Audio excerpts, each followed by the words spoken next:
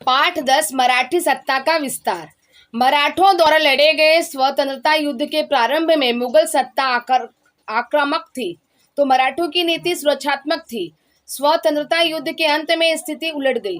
मराठों ने आक्रमण की और मुगलों से सुरक्षा की नीति अपनाई। 18वीं शताब्दी के उत्तरार्ध में मराठों ने मुगलों को पराजित कर लगभग संपूर्ण भारत में अपनी सत्ता का विस्तार किया। इस पाठ में हम उसका अध्ययन करेंगे। साहू महाराज को मुक्त किया गया। औरंगजेब की मृत्यु के पश्चात दिल्ली की सत्ता को लेकर उसके पुत्रों में संघर्ष प्रारंभ हुआ। शहजादा आजम शाह दक्षिण में था। राज सिंहासन पाने के लिए वह बड़ी तत्परता से दिल्ली की ओर चल पड़ा। राजपुत्र साहू उसके अधिकार में थे। आजम शाह ने सोचा कि यदि साहू महाराज को मुक्त किया जाए तो महारानी ताराबाई और साहू महाराज के बीच छत्रपति गद्दी को लेकर विवाद उत्पन्न होगा और मराठी सत्ता निर्बल हो जाएगी। इसलिए उसने साहू महाराज को मुक्त किया। साहू महाराज का राज्याभिषेक। मुक्त होते ही साहू महाराज महाराष्ट्र की ओर चल पड़े। कुछ मराठी सरदार उनसे आकर मिले, परंतु महारानी ताराबाई ने छत्रपति पद पर साहू महाराज के अधिकार को मान्य नहीं किया। पुणे जिले में भीमा नदी के किनारे खेड़ नामक स्थान पर साहू महाराज और महारानी ताराबाई के सैनिकों के बीच युद्ध हुआ और इस युद्ध में साहू महाराज की विजय हुई। उन्होंने सातारा को जीत लिया और स्वयं का राज्याभिषेक करवाया। सातारा मराठा राज्य की राजधानी बनी। कुछ समय तक साहू महाराज और महारानी ताराबाई के बीच का विरोध जारी रहा। ईसा सन 1710 से महारानी ताराबाई ने पन्हालगढ़ पर अपने अल्पायु पुत्र शिवाजी द्वितीय की छत्रपति के रूप में घोषणा की। तब से मराठा शाही में सातारा राज्य के अलावा कोल्हापुर का स्वतंत्र राज्य अस्तित्व में आया। साहू महाराज का पूरे जीवन मुगलों की छावनी में बीता था, अतः उन्होंने मुगलों की राजनीति को बहुत निकट से देखा था। उत्तर भारत की राजनीति की बारीकियां उनके ध्यान में आ गई थी। मुगल सत्ता के सत्ताशाली पक्ष और दुर्बल पक्ष से वे भली भांति अवगत हो गए थे। इसके अलावा मुगल दरबारों के प्रभावशाली लोगों से उनका परिचय भी हुआ था। इन सभी बातों का उपयोग उन्होंने बदलती परिस्थितियों में मराठों की राजनीति की दिशा निश्चित करने के लिए हुआ। मराठों के राज्य को नष्ट करना ये पहले से औरंगजेब की नीति थी, परंतु उसके उत्तराधिकारियों ने इस नीति का त्याग किया था। फलतः अब मुगल सत्ता के साथ संघर्ष करने के स्थान पर उसके रक्षक के रूप में आगे आना और इसी में से अपनी सत्ता का विस्तार करना, ये नई राजनीतिक नीति मराठों ने अपनाई। नए मंदिर का निर्माण करवाने से जो पुण्य प्राप्त होता है वही पुण्य पुराने मंदिर के जीर्णोद्धार करने से मिलता है, ये नीति सूत्र था।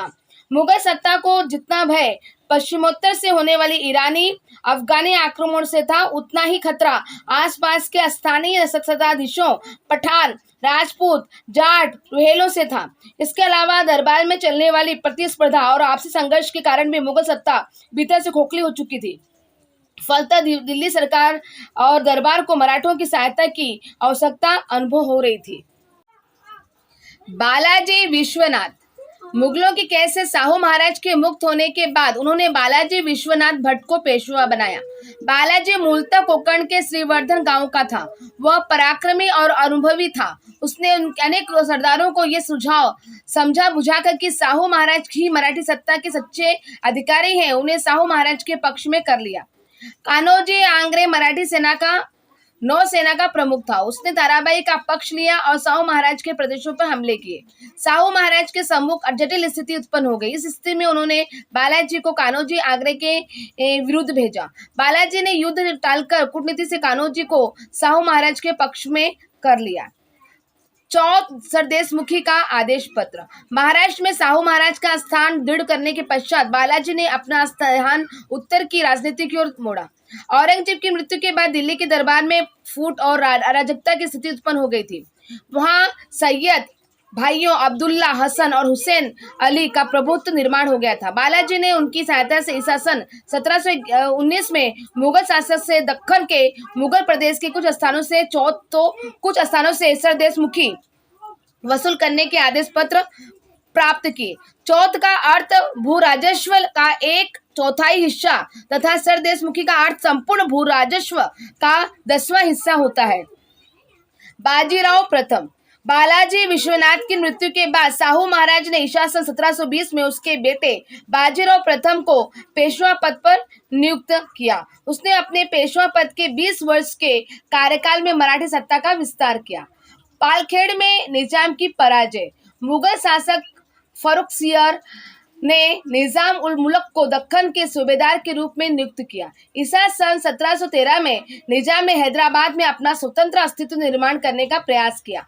मुगल शासक ने मराठों को दक्षिण के मुगल प्रदेश से चौथ अवसर देशमुखी वसूल करने के अधिकार दिए थे। निजाम ने इस अधिकार को विरोध किया। उसने पुणे परगना का कुछ हिस्सा जीत लिया। बाजीराव ने निजाम पर अंकुश लगाने का निश्चय किया। उसने औरंगाबाद के समीप पालखेड़ में निजाम को पराजित किया।